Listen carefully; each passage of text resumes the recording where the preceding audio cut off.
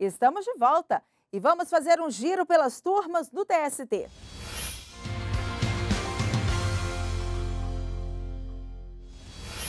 E o giro de notícias começa pela terceira turma. Um leiturista da Companhia Energética do Piauí vai ser indenizado devido a acidente de trânsito sofrido durante o trabalho.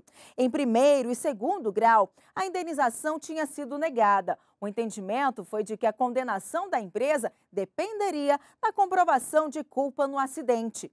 O caso chegou ao TST. Para o relator, ministro Maurício Godinho Delgado, não há dúvida de que a atividade de leiturista com uso de motocicleta expõe o empregado a risco acima da média. Dessa forma, o dever de indenizar não depende de comprovação da culpa do empregador. E a quarta turma condenou a Votorantim Cimentos a pagar R$ 4.000 de indenização ao empregado. A indústria registrou na carteira de trabalho dele que o profissional havia sido reintegrado por ordem judicial. A carteira de trabalho é o documento que contém as informações profissionais do empregado. São registrados dados como os locais onde a pessoa atuou e os períodos de serviço. Ela é fundamental para garantir direitos trabalhistas. O artigo 29 da Consolidação das Leis do Trabalho define o que o empregador deve anotar na carteira de trabalho. Por exemplo, a data de admissão, remuneração e as condições especiais de trabalho se houver. O parágrafo 4º do mesmo artigo diz que é vedado ao empregador efetuar anotações desabonadoras à conduta do empregado na carteira de trabalho e previdência social. E o parágrafo 5º expressa que o descumprimento do parágrafo 4º submete o empregador ao pagamento de multa. Uma anotação indevida na carteira de trabalho de um empregado pode parar na Justiça do Trabalho. Foi o que ocorreu com o profissional da Votorantim. A empresa anotou na carteira do empregado que ele havia sido reintegrado por ordem judicial. O profissional da Votorantim pediu indenização por dano moral. Segundo ele, o registro feito pela empresa foi negativo e poderia dificultar a procura por um novo emprego. O caso foi analisado pelo Tribunal Regional do Trabalho da 20ª Região em Sergipe, mas o regional negou o pedido do empregado por entender que a Votorantim apenas registrou os fatos. Para o TRT, a indústria não agiu de forma a prejudicar o empregado, mas o entendimento não foi o mesmo no Tribunal Superior do Trabalho. O processo foi analisado pela quarta turma. O relator, ministro Ives Gandra Martins Filho, enfatizou que a SDI1, órgão que uniformiza a jurisprudência do TST, firmou o posicionamento de que é ilícito o ato de registrar na carteira de trabalho que a reintegração do empregado foi motivada por decisão judicial.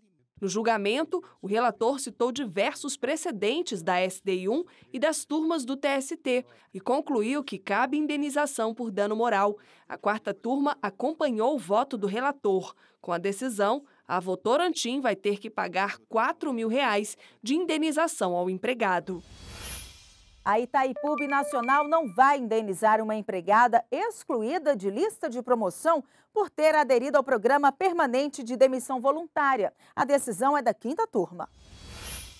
O Tribunal Regional do Trabalho da 9ª Região, no Paraná, havia mantido a sentença que condenou a Itaipu Nacional a pagar R$ 5.000 à supervisora de manutenção como indenização por danos morais. O entendimento foi de que a exclusão do nome da empregada da lista de promoção tirou a expectativa de direito gerada. Após recurso da empresa, o relator do caso na quinta turma, ministro Breno Medeiros, afastou a tese de dano moral. Para o ministro, não havia obrigatoriedade de inclusão do nome da empregada na relação de promoção e não houve registro de que a empregada tenha enfrentado situação vexatória ou constrangimento perante colegas por não estar na lista. O relator acrescentou ainda que não ficou demonstrado excesso ou abuso por parte do empregador. Na visão do ministro, não é razoável supor que fosse concedida à empregada a oportunidade de concorrer à promoção por mérito,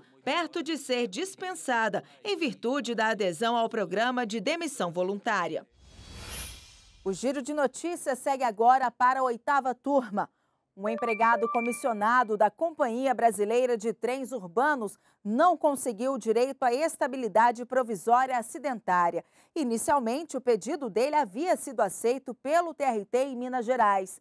Para o TRT, entre os requisitos exigidos em lei para o reconhecimento do direito à estabilidade estão a condição de segurado, o afastamento superior a 15 dias e a percepção de auxílio-doença acidentário, sem qualquer ressalva em relação ao modo de contratação. Mas no TST o entendimento foi outro. Para a relatora do caso, ministra Dora Maria da Costa, o cargo em comissão exercido pelo profissional tinha natureza precária, sendo de livre nomeação e exoneração, o que afasta o direito à estabilidade provisória ou ao pagamento de indenização substitutiva. A decisão foi unânime.